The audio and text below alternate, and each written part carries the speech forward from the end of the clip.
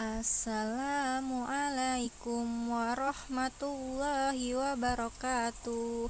Assalamualaikum anak-anak Mistami yang soleh dan solihah. Apa kabarnya hari ini? Semoga anak-anak soleh dan solihah selalu sehat dan selalu dalam lindungan Allah Subhanahu wa Ta'ala. Amin ya Robbal 'Alamin.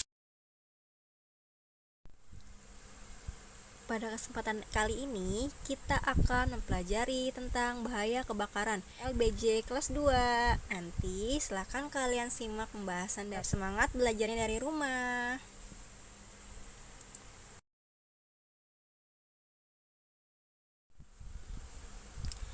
Nah, yang pertama, Miss akan menjelaskan tentang pengertian dari kebakaran. Kebakaran adalah nyala api baik besar atau kecil yang bersifat merugikan dan secara umum sulit untuk dikendalikan. Nah, kebakaran juga menjadi sumber peristiwa yang terjadi karena kondisi darurat, baik di lingkungan perusahaan, lingkungan tempat tinggal, atau di lingkungan tempat kerja. Nah, kebakaran merupakan kejadian yang biasa muncul akibat dari adanya api yang tidak terkontrol dan disebabkan dari korsleting listrik, rokok, bahan kimia, dan lain-lainnya. Nanti selanjutnya kalian simak penjelasan lebih detail dari Miss ya.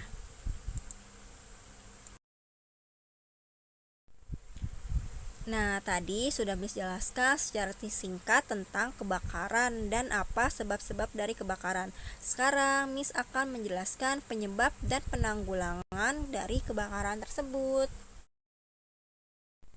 Penyebab kebakaran itu ada dua. Yang pertama, musim kemarau. Yang kedua adalah ulah tangan manusia. Nah, di musim kemarau itu bagaimana sih bisa terjadi kebakaran? Dan pada ulah tangan manusia bagaimana juga ya bisa terjadinya kebakaran? Yuk kita simak di selanjutnya.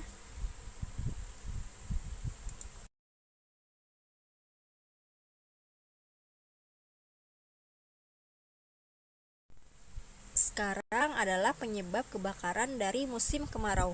Musim kemarau membuat tumbuhan menjadi kering. Tumbuhan kering dapat menimbulkan percikan api. Percikan api tersebut dapat menimbulkan kebakaran.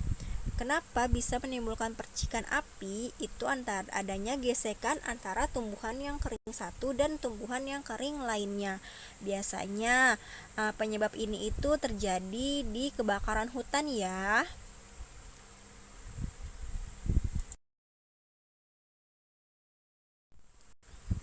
Nah, selanjutnya adalah penyebab kebakaran dari ulah tangan manusia.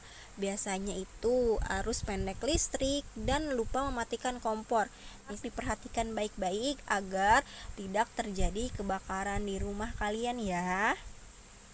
Jika sudah terjadi kebakaran, bagaimana cara kita menanggulanginya?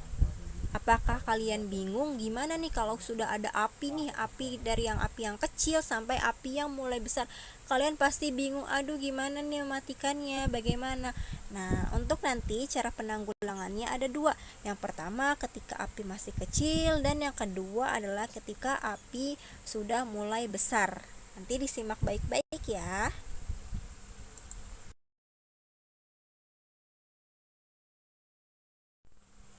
Nah, cara penanggulangan kebakaran ketika api masih kecil adalah kalian dapat menggunakan alat pemadam api ringan atau APAR. Biasanya ini ada di tempat kerja, di perkantoran, atau bahkan beberapa ada yang di rumahnya juga sudah menyiapkan alat pemadam api ringan ya.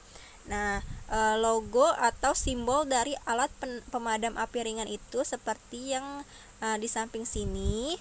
Lalu cara menggunakannya adalah yang pertama kalian cabut pin penutup dari alat pemadam api ini.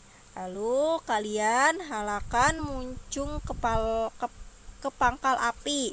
Nah, kalian arahkan muncungnya itu ke pangkal api yang sudah menyala.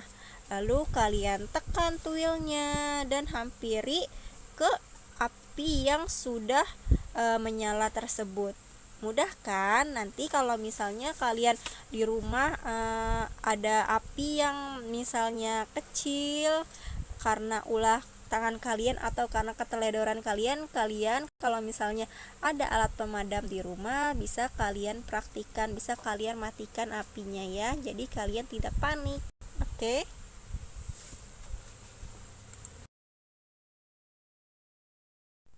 Sekarang, bagaimana jika api sudah mulai besar? Nah, kalian dapat memanggil pemadam kebakaran.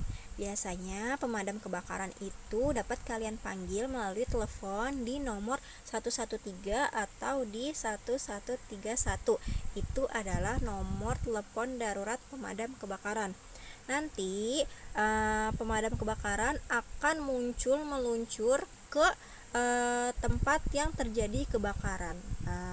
Bunyi dari sirine pemadam kebakaran adalah sebagai berikut.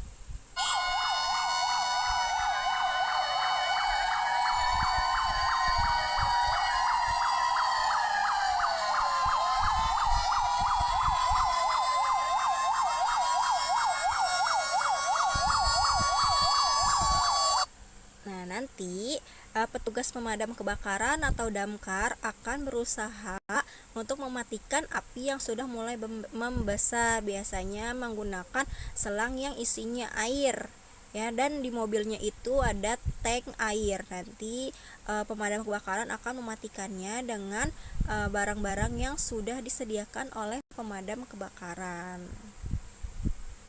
Nah, setelah tadi tahu penyebab dan cara penanggulangan kebakaran, pasti kalau sudah terjadi kebakaran ada dampak dari kebakaran tersebut. Apa saja dampak dari kebakaran tersebut ya? Kalian simak.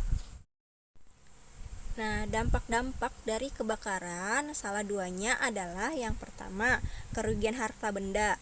Pasti kalian yang menjadi korban kebakaran pasti akan kehilangan rumah, kehilangan tempat tinggal ya terutama, lalu kehilangan harta benda seperti misalnya baju-baju kalian yang tidak terselamatkan atau barang-barang berharga yang ada di rumah kalian yang belum sempat kalian ambil saat kebakaran. Lalu ada juga yang menimbulkan korban jiwa apabila ada seseorang yang tidak bisa keluar dari kebakaran tersebut. Nah, otomatis dia akan menimbulkan korban jiwa ataukah dia luka-luka ataupun akan kehilangan nyawanya. Ya, makanya kalian harus berhati-hati agar tidak terjadi kebakaran. Semangat belajarnya walaupun hanya dari rumah dan tetap menjaga kesehatan, lalu tetap melaksanakan protokol kesehatan yaitu 3M, menjaga jarak, memakai masker, dan mencuci tangan. Sekian yang dapat saya sampaikan. Wassalamualaikum warahmatullahi wabarakatuh.